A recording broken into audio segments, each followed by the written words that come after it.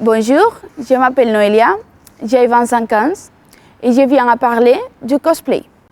Le phénomène du cosplay est apparu dans les années 1970 lors des marchés de la bande dessinée au Japon qui se tenaient à Odaiba, Tokyo. Mais la création du terme de cosplay est attribuée à Nobuyuki Takahashi du studio japonais Studio Heart en 1984 lors de la présentation de la Worldcon à Los Angeles. Cosplay vient du terme costume, costume en anglais et play, jeu en anglais. Par conséquent, le sens du cosplay est d'interpréter un personnage déguisé. Je vais vous présenter le type de cosplay. C'est le cosplay basique et qui consiste à s'habiller comme un personnage. Le handmade cosplay, que c'est un costume fait à la main. Le genderbender, que se convertissait un personnage féminin en un personnage masculin ou vice-versa. Le cosplay, c'est déguisez-vous en sexe opposé. Le kigurumi, que c'est incarner un personnage qui est un animal. Le kimono, c'est animaux anthropomorphes, c'est-à-dire ceux qui ont une personnalité humaine. Le furry, c'est incarner un animal doté de capacités humaines, comme marcher ou parler. Le anime-gao, dans la conception complète, le masque du personnage est ajouté afin que l'interprétation soit la plus similaire possible. Et finalement, c'est le masquerade cosplay. Vous devez recréer un personnage et un jury vous évaluera. Le cosplay est devenu une forme populaire d'expression créative et de passion pour la culture pop, de préférence japonaise. Ces ouvrages constituent un reportage sur le phénomène cosplay. Et maintenant, je vais faire une interview avec deux populaires cosplayers sur Instagram. Alors, moi c'est Kitty. Je suis cosplayeuse depuis bientôt 10 ans. Je suis surtout spécialisée dans les armures, mais je fais un petit peu d'autres costumes à côté. J'adore surtout créer des casques et des épées, le plus souvent assez démesurées. Par exemple, celle qui est là, qui fait 2,5 m. J'aime beaucoup participer au concours cosplay. J'ai représenté la France à Madrid, à l'ICL en 2022. Et cette année, je l'ai représentée en Suisse, à Polymanga Globalister. Et puis voilà, tout simplement, je m'éclate à créer des costumes. Je donne des cours de cosplay également ou des ateliers si jamais on a besoin.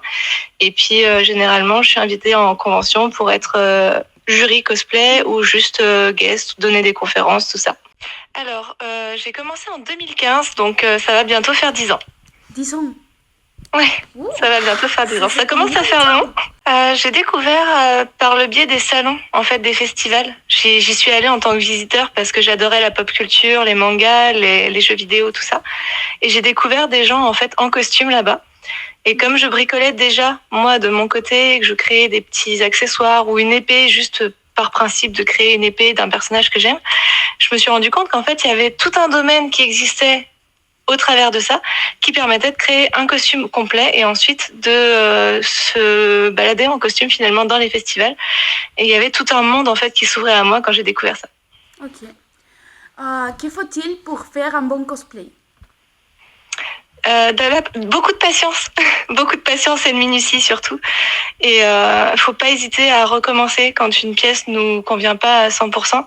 Des fois, c'est dur de se dire qu'on a passé des heures et des heures sur une pièce, mais si elle nous convient pas, vaut mieux la recommencer. Ok. Quelle est la différence entre un costume et un cosplay? Oula, c'est compliqué.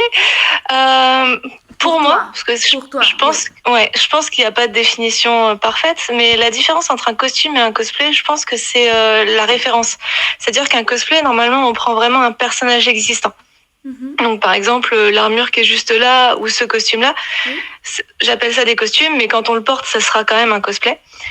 Par contre, quand on se costume tout court, je pense que c'est plus des personnages qu'on aura créés de toutes pièces ou plus de l'inspiration ou enfin en tout cas quelque chose qui n'a pas une image de référence fixe à côté. Pour moi, ce serait peut-être ça. Après, un costume, ça reste quelque chose qu'un cosplayer porte. Donc, c'est assez vague comme différence, on va dire. Et quel est votre personnage préféré à cosplayer et pourquoi? Voilà. Pour moi, ce serait Astrid de Dragon 2. Ça fait très longtemps que je l'ai pas porté, mais en fait, c'est un personnage qui me collait à la peau à l'époque. Surtout que j'avais la même coupe de cheveux, j'avais la même couleur, j'avais pas besoin de porter de perruque ou quoi que ce soit pour l'incarner. Et elle se rapprochait beaucoup de mon caractère, donc j'avais pas forcément besoin de jouer un rôle pour l'incarner. Et c'était vraiment un plaisir de le faire. Ok. Et pour vous, que signifie le cosplay et quel impact a-t-il ou sur votre vie? Le cosplay pour moi c'est un peu un exutoire, on va dire. Ça me permet de me changer les idées, ça me permet de m'évader. Que ce soit dans la création ou que ce soit en festival.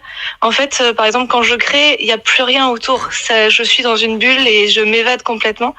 Et pareil, en festival, rencontrer des gens et voir leur regard émerveillé des fois sur un personnage qu'ils aiment beaucoup, c'est un exutoire en fait. Ça me permet de me sentir bien, de m'évader et d'être heureuse tout simplement. Voilà. Une petite question.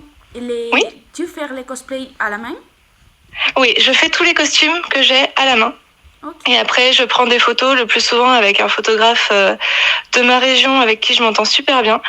Et ensuite, il n'y a plus qu'à présenter les costumes ou alors les porter sur scène comme celle-ci que je vais bientôt poster sur mon Instagram. Ok, merci. Voilà, merci à toi.